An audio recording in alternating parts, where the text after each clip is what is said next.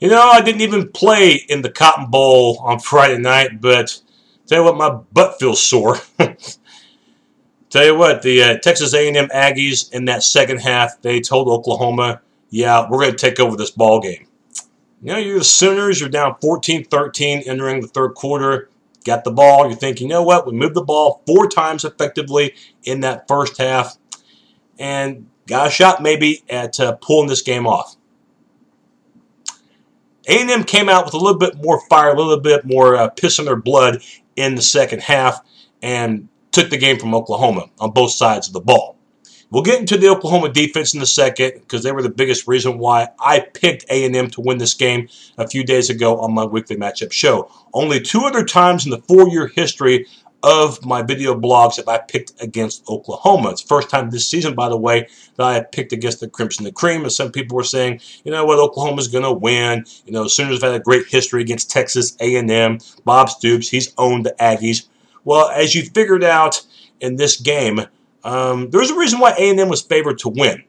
These aren't the same Texas A&M Aggies from the Big 12 days. These aren't the R.C. Slocum or the Dennis Francione or the Mike Sherman wrecking crew. It's not the basic vanilla 1 or 2 back I formation where they run the ball first and then pass.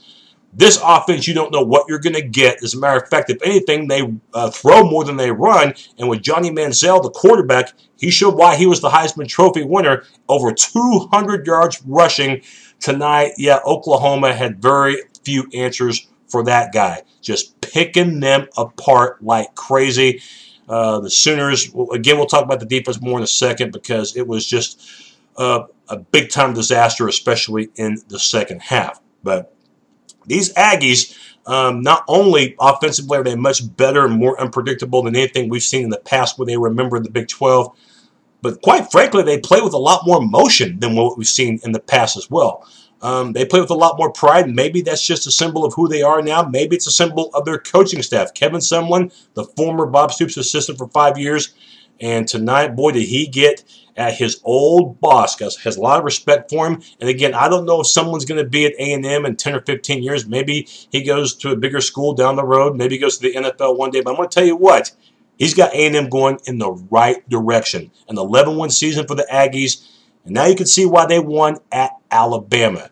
A&M is the real thing. And defense, they may not be the greatest things to slice bread, but tonight, the second half, they shut Oklahoma down. And in the first half, they bended but didn't break. And I thought that was one of the biggest keys to the game was the fact that they were able to keep Oklahoma, except for one occasion, out of the end zone. I thought that was a marvelous job by A&M's defense. So you do have to give them credit for that. For Oklahoma, conversely, though, they're going to be thinking about that first half. You have 4 drives, 1 that goes to the 1-yard line. And I don't know what they're thinking on 3rd and goal in the Belldozer formation. I didn't have a problem with the Belldozer because Blake Bell has scored I don't know how many touchdowns since last year from it. But why is he rolling out trying to throw the ball?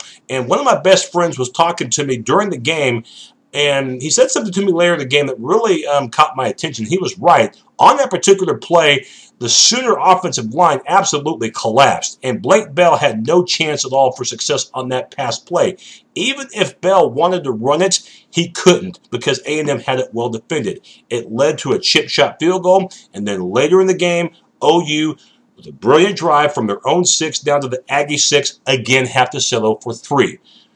One of those situations where in the first half, that old saying, quality is better than quantity. Well, in the first half, the Sooners had a ton of quantity, but very little quality to show for it. Field goal, and then the third possession, you move it in A&M territory.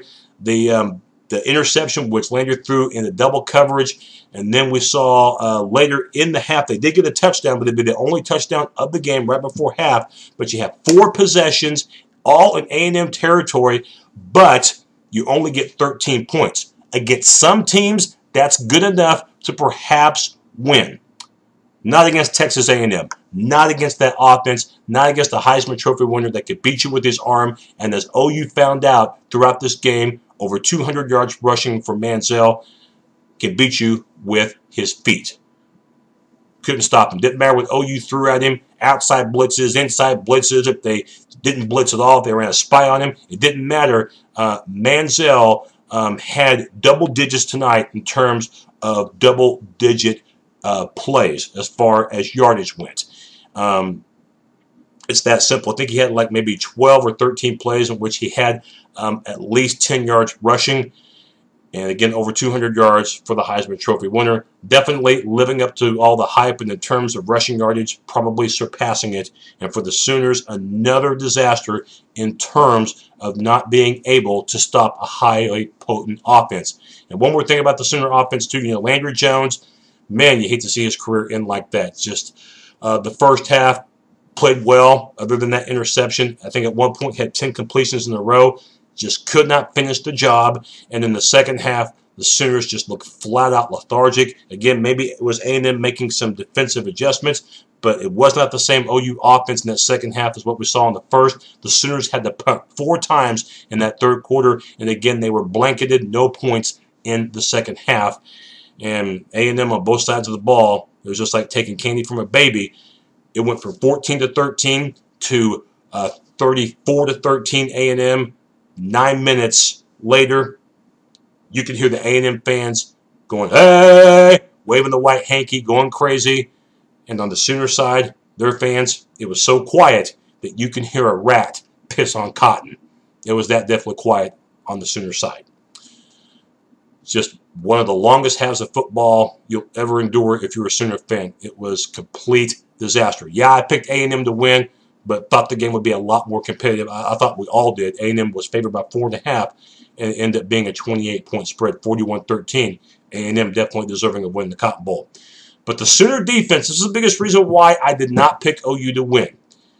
They can't stop speed. They can't stop good quarterbacks. They can't stop offenses that can run and throw the ball effectively, which West Virginia did. Remember, the Sooners gave up a little over 700 yards of total offense. They gave up so much all-purpose yardage against Tavon Austin, who had about 500 yards of total O against that Sooner D. The following week, not a whole lot better against Oklahoma State. The Cowboys had a ton of yardage and scored a ton of points against that OUD. The Sooners were lucky to win both games. And this A&M offensive line tonight, Manziel had nothing to worry about because the Sooners could not apply pressure until they blitzed, and at that point, Manziel was still completing passes, and he could flush himself out of the pocket and still pick up chunks of yardage on his feet. The only Sooner turnover I remember in the game was that interception in which Manziel threw the ball on the money to the A&M receiver. He just juggled the ball out of his hands and into the hands of Javon Harris. One Sooner I will give it up to tonight, which I thought played his heart out. I thought that was Trey Millard, the fullback. I thought he did everything he could tonight. Competitive first half, but the Sooners left too many points on the board. The A&M defense bended but didn't break. And then the second half, it was lights out. The Sooners did nothing on offense and defense, whipping tackles, out of position, and it became comical as A&M took a close game and turned the lights out, winning by 28. Grading the offense, defense, and special teams for the final time this season. Offensively, in this game, the Sooners, I give them a D. They moved the ball effectively in half number 1, about 250 yards of total offense. But what good does it do you if you don't get very many points? And again, the Sooners did nothing in the second half. Defense for the Sooners, I go a flat-out F. Yes, there were some moments in the first half where the A&M offense got stopped, but the opening possession, we saw what Manziel could do, especially with a couple of third-down plays where he broke the Oklahoma defense's heart. And in the second half, Manziel's arm and legs just simply did the rest. But we discovered that it's more than just a Johnny Manziel team. He's got terrific receivers. The Ryan Swope guy, Washaku, who absolutely torched DeMontre Hurst all night long.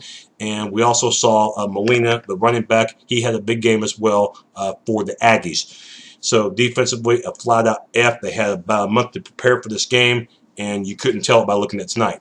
And special teams-wise, I'll go B-. Honeycutt made both of his field goals. He better. They were both chip shots because OU couldn't score from they couldn't score touchdowns from real close range. And the coverage-wise, OU was good tonight, both punt-wise and kickoff-wise. So coverage teams, that was one of the biggest improvements this year for Oklahoma. In years past, they've had some issues with special teams, but not tonight. But it didn't really factor into the final outcome.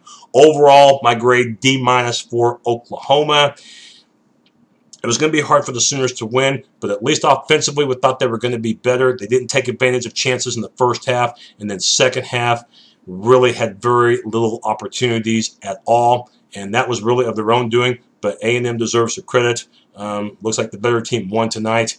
Is A&M 28 points better? I don't know, but when you don't take advantage of the deck of cards that are in front of you, you end up crapping out at the end, and A&M wins 41-13 in the Cotton Bowl. So for the Sooners, they finish up at 10-3, same record as last year. And before we wrap it up and give our final goodbyes for this season, some quick thoughts. Number one, as far as recruiting for Oklahoma, as you probably already know, it's not been the best of times. It's not going to be a top 10 class. It doesn't appear. They might get in the top 25. And I know recruiting is not an exact science, but right now they are kind of behind on recruiting. They really, really need to pick it up, especially in the front seven, as not just from what we saw tonight, but in recent months, this is an area where they have really kind of slacked off. So if they can get some 4-star recruits, 5-star recruits are going to be almost impossible to come by right now because there's so few. But they really need to emphasize defensively recruiting, especially up front. And if they can do that between now and National Signing Day, which is early February, that's at least a step in the right direction. However, tonight's lackluster performance did not help that cause at all. And also, a few Sooners very well could be contemplating going to the NFL, even though they could come back next year. Talking about Tony Jefferson, there's a chance that he could leave, the terrific defensive back who started ever since his freshman year. You have to wonder if he'll be back next year. Aaron Colvin, he's a guy that could be leaving, although I don't think he's ready. I think Jefferson is. I don't think Colvin's ready to go, but that's a decision that could be in front of him as well. Trey Miller, the fullback, you would think he would stay another year, but remember, NFL fullbacks in the draft are kind of hard to come by, and Miller's stock keeps rising. So you got that money in front of you. Who knows what he's going to do? And Kenny Stills, I've gone back and forth on this one. Boy, oh boy, I don't know what he's going to do. Could come back one more year, but we'll see where he stacks up compared to other receivers who are also going to be a part of that draft party as well. So those are 4 Sooners off the top of my head who could be thinking about the NFL draft. Of course, I'll be selfish and hope all 4 stay. But right now, Jefferson would probably be the most likely of the 4 to vault to the NFL. So we'll just have to keep our fingers crossed between now and the deadline to when they'll have to declare. By the way, one more thing before I give my final goodbyes. If we're looking ahead to 2013 football season, who do I like to win the Big 12? I think this is the one year coming up in a few months where it's going to be extremely wide open. One of 5 teams right now. I think there are 5 teams who are serious contenders. I think it's that wide open. Again, Oklahoma is going to be a factor. Most of their offensive linemen return. I think Johnson, the tackle, is the only one that's a senior. And you'll have Tyler Evans back, who was hurt in August. You'll get him for a whole year. Obviously, Landry Jones is going to be the extreme void right there. That's going to be a big omission for this offense. And I don't care what Jones haters say, you are going to miss him. So will it be Blake Bell's shot? Will Drew Allen finally get a shot? Will it be Kendall Thompson, the sophomore product? Or will it be somebody else we're not thinking of? Hopefully, Stills comes back as wide receiver. If that happens, then you have all the receivers back, and we'll see how the ground game does with Williams, with Clay.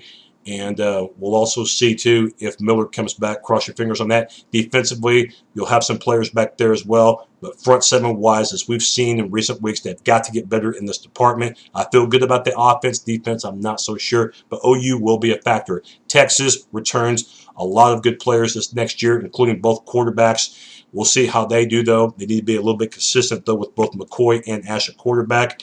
And they will miss Alex Okafor, their defensive rushing specialist. He'll move on, but it is Texas, and Matt Brown will have those guys ready to go. TCU will probably have the best defense coming into next year, but offensively, they need to get a little bit better, as we saw in that bowl game against Michigan State. Oklahoma State returned 17 starters. They'll be good offensively, but defensively, they got a lot of work to do. And Kansas State will have a rebuilding job to do, including losing Colin Klein, but it's Bill Snyder, so you never count that guy out whatsoever. They were picked 6th this year, and we know how well they did. They went 11-2 and won a share of the Big 12.